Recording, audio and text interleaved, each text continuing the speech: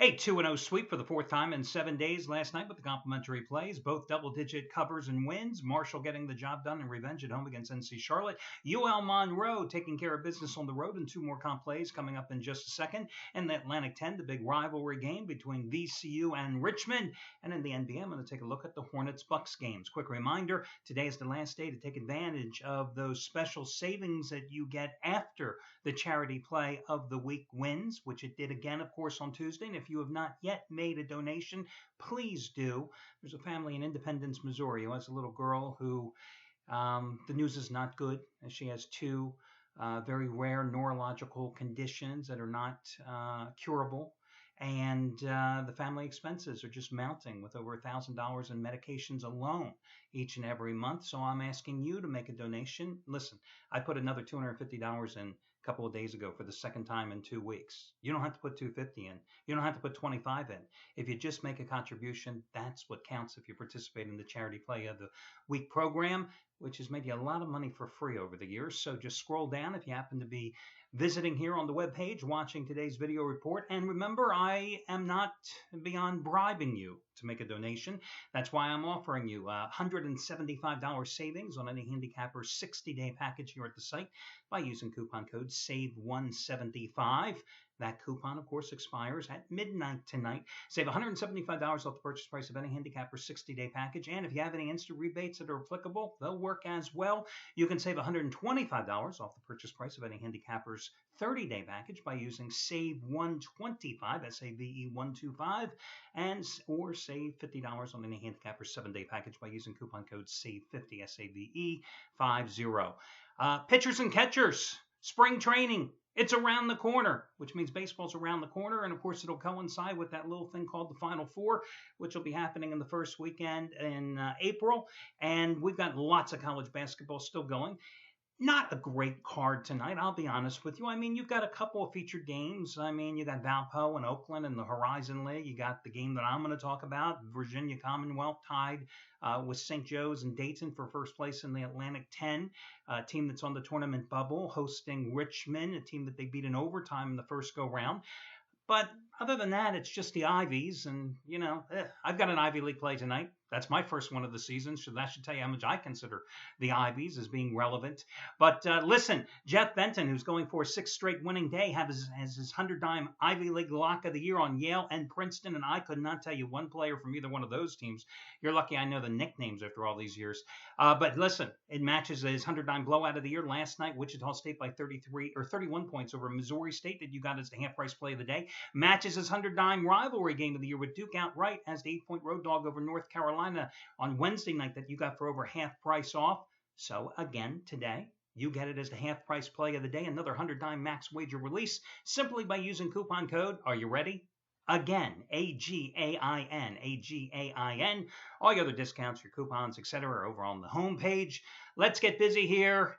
And I'd say let's get ready to, but that's a copyrighted and trademark phrase, so God forbid if I should use that, right?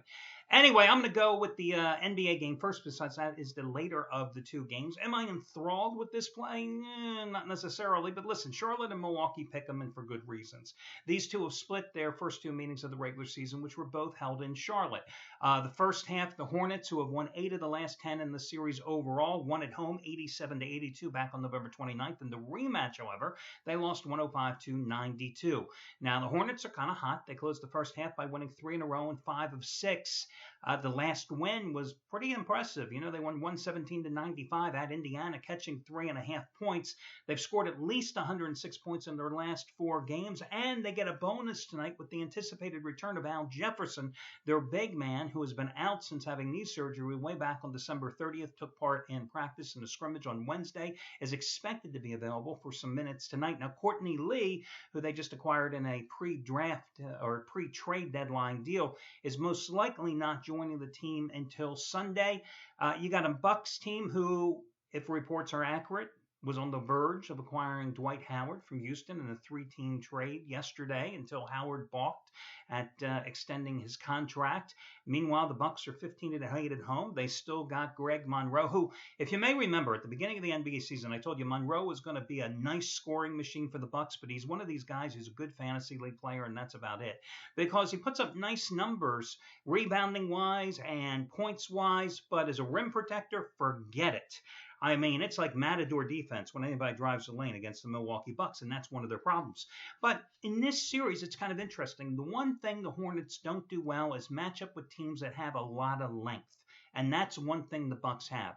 So in a pick'em situation, even though the Hornets are the hotter team here, I'm going to take a shot with Milwaukee at pick'em at home.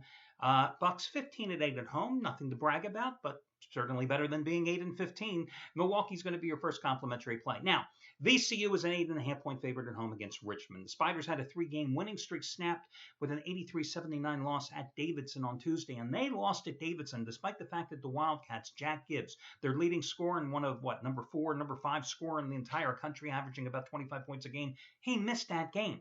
And then when you look back at the 3-game winning streak, you go, okay, they beat Fordham at home, they beat UMass at home, and they beat St. Louis on the road. Fordham, middle-of-the-road team, mediocre at best in the Atlantic 10, and UMass and St. Louis are cellar dwellers. They had lost 4 of their previous 5 games before that brief 3-game win streak, and that negative skid started when they lost 94-89 at home in overtime to VCU back in the first meeting, January 16th. Spiders missed 10 free throws in that game, and they're playing at home where the calls are going to go more in your favor. So that was deadly. And then they were 3 for 16 with their 3-pointers in the game. So even though they shot 51.5% from the field, they still lost at home to VCU in overtime.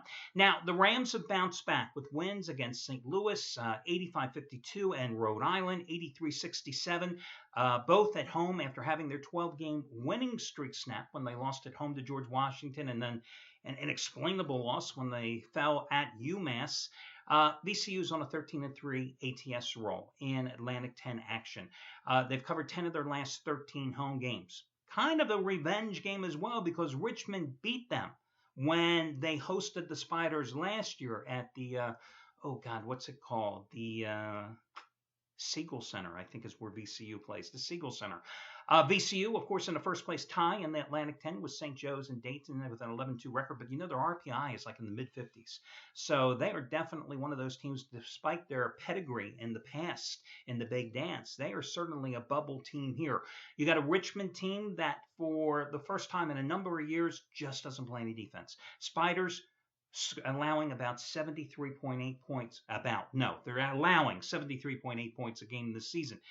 Here's the thing, though. In their losses, they're giving up 80.5 points.